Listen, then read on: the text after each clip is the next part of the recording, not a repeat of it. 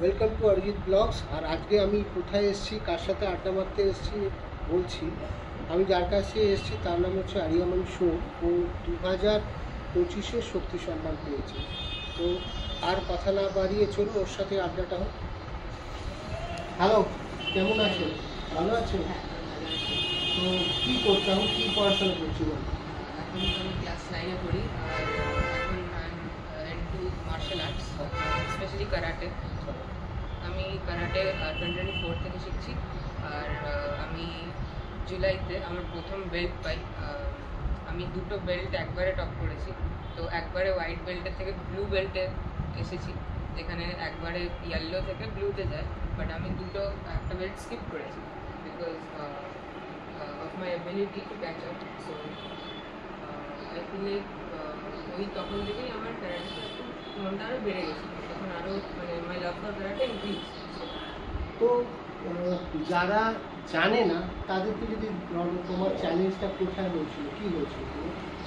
Well, I think that যে আমার যে থ্যালাসেমিয়া আছে, এইটা আমি কখনোই আমার লাইফে আমাকে প্রবলেম করতে দিই। আমি জাস্ট ভাবি যে আমিও নর্মাল 10টা বাচ্চারা আমি ওদের মতো, কারণ আমি কোনো ডিফারেন্ট না। Because I have to like intake blood every 3 days a month। এখনো সেটা করতে হয় প্রত্যেক মাসে? তিন দিন নিতে হয় না 3 দিনের বেশি হতে পারে, ডিপেন্ডিং অন দ্য প্রবলেম। তো আমি ভাবি যে জাস্ট বিকজ আমাকে হসপিটালে যেরকম ব্লাড নিতে হয়, আমি ওটাকে নিজেকে মানে ডাউনওয়ার্ড দিতে চাই না। কেন কি আমি যদি ওটা করি তাহলে আমি কখনোই আগে এগোতে পারবো না। তো তাই বলেই আমি ভাবি যে আমি অন্যদের মধ্যে ক্যাপেবল বা ওদের থেকেও বেশি। বিকজ অন্যরা আই ডোন্ট থিঙ্ক সো কেউ 4 ঘন্টা এরকম সুই ফুটিয়ে বসে থাকে মানে বেডে। তো ওটাও একটা এই যে তোমার থ্যালাসেমিয়া হলো, এই যখন ব্লাড নাও কতক্ষণ তোমাকে থাকতে হবে? 4 hours, 4 hours, বাট বেশিও হতে পারে depending on how much the capacity. তো আপনারা বুঝতে পারছেন কেন আরিয়ামান এই বছর শক্তি সম্মানটা পেয়েছে।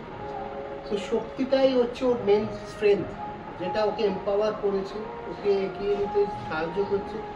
Ariman, how was your feeling when you got the award Shakti Sharma in 2020? What was your feeling? So this was your first award which you are Yes. getting.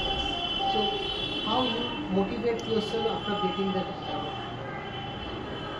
I think ওখানে আমি স্পিচ দিয়েছিলাম, ওটা সবারই ভালো লেগেছিল। তো ওটাই আমার জন্য খুব বড় মোটিভেশন হয়েছিল যে সব বড়রা আমাকে মানে প্রেস করছিল। তো তখন আমি ভাবলাম যে তাহলে আমি সত্যি মানে ভালো পেয়েছি, ভালো কিছু বলেছি, তাই প্রেস করছিল সবাই।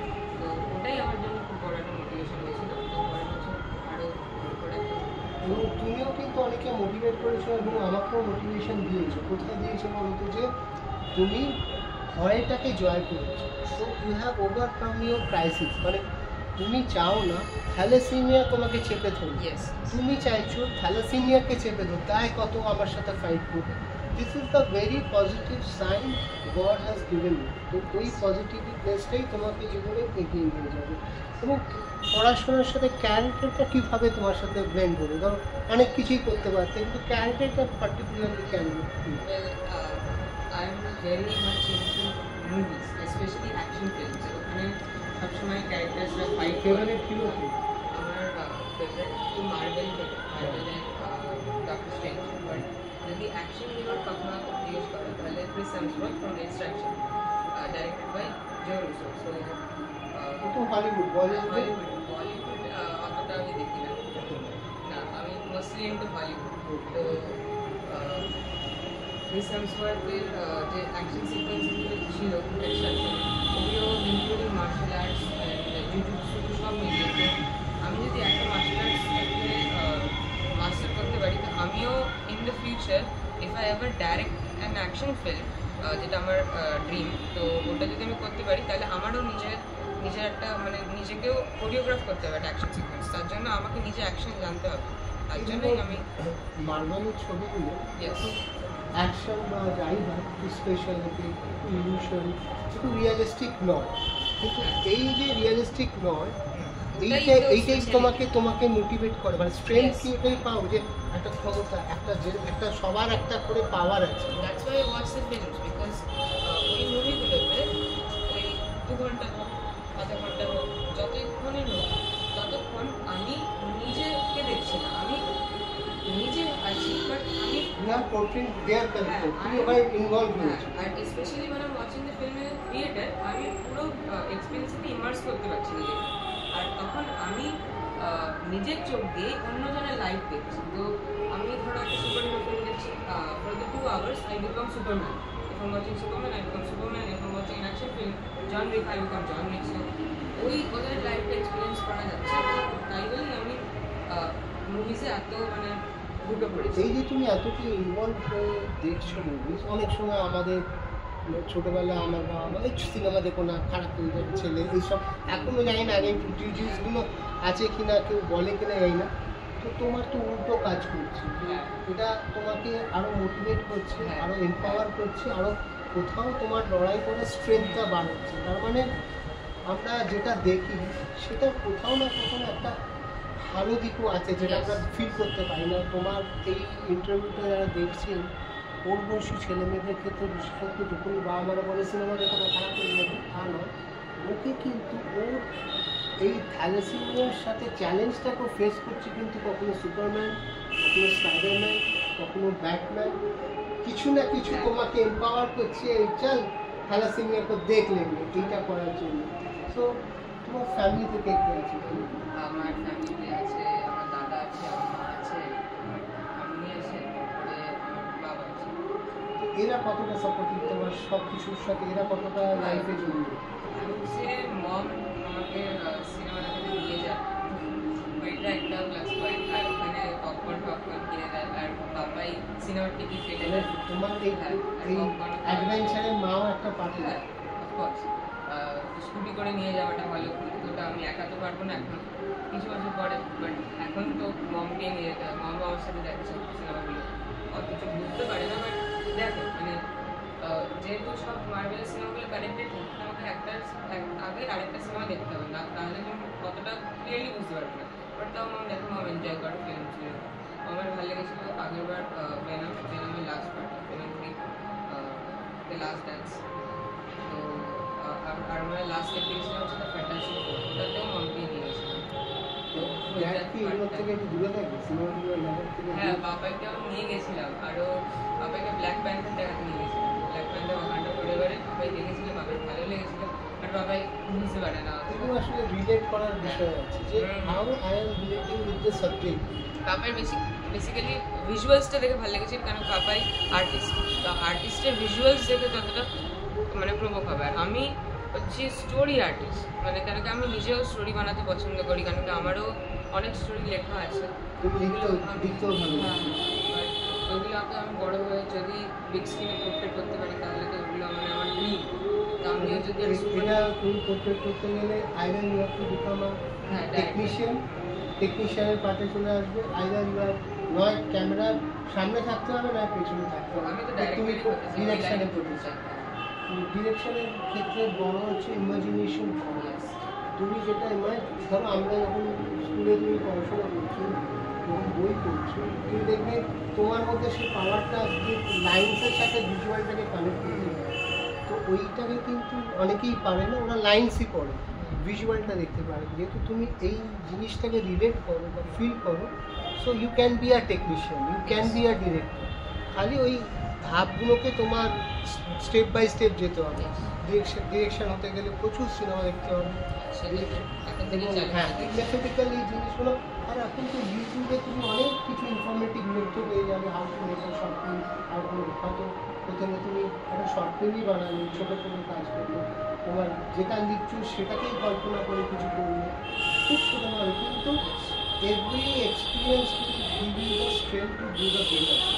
তুমি যা দেখছো সেটাই করছো, তার মানে ও আগামী দিনে কিন্তু ডিরেকশন দেবে, কারণ আমাদের ফিল্ডেই আসছে।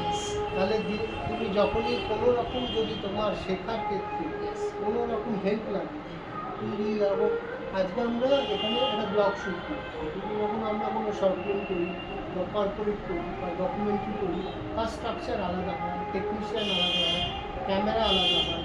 আজকে ব্লগ ফোনে হচ্ছে, তখন ক্যামেরা ইউজ হয়। তখনও তোমার যদি মনে হয় যে এই ধরনের জিনিসকে তুমি লাইভ আমাকে অ্যাসিস্ট করতে চাও, শিখতে চাও, ইউ আর ওয়েলকাম। তোমাকে আজকে কিন্তু উইথ ক্যামেরার সামনে অফার দিয়ে চলে গেলাম, তাহলে আমারও একজন অ্যাসিস্ট্যান্ট পেয়ে যাবো যে একজন ডিরেক্টর হবে, তাকে এবিসিডিগুলো আমি খালি বুঝিয়ে দেবো।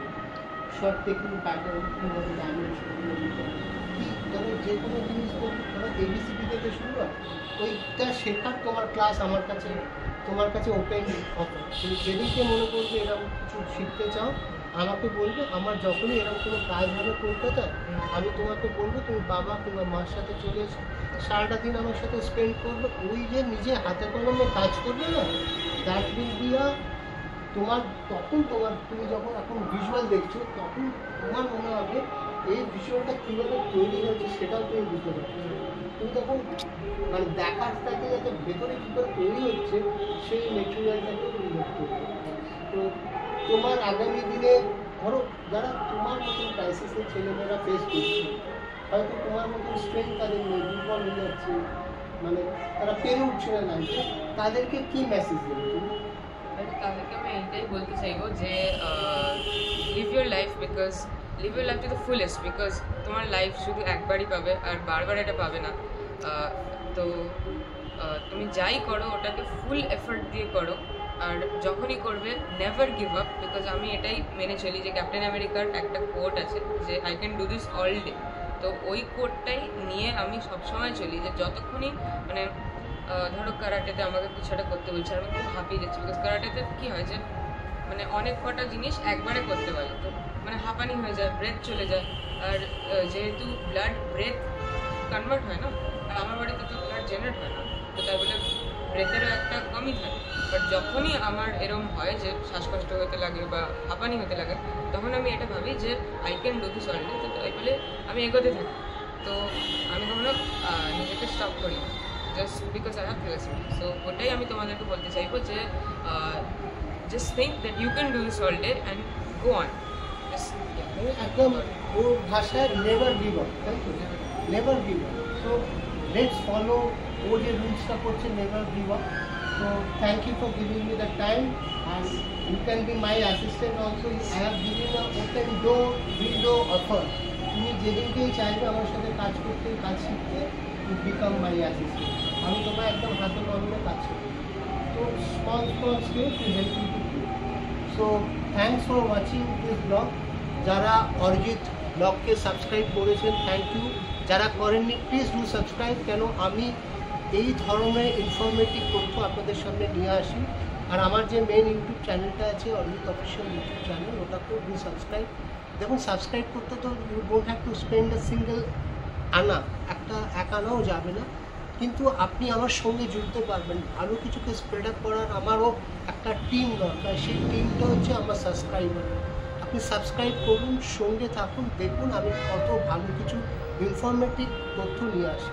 যেমনি আজকে আরিয়ামান শক্তি সম্মান পেয়েছিল, মিশন 100 ফাইটার্সের আন্ডারে চলে গেছে, এবং ভবিষ্যতে ওর যে পজিটিভ জিনিসগুলো অনেক কিছু ভাবে আপনাদের সামনে নিয়ে আসবে। সবাই ভালো থাকবেন, সুস্থ থাকবেন।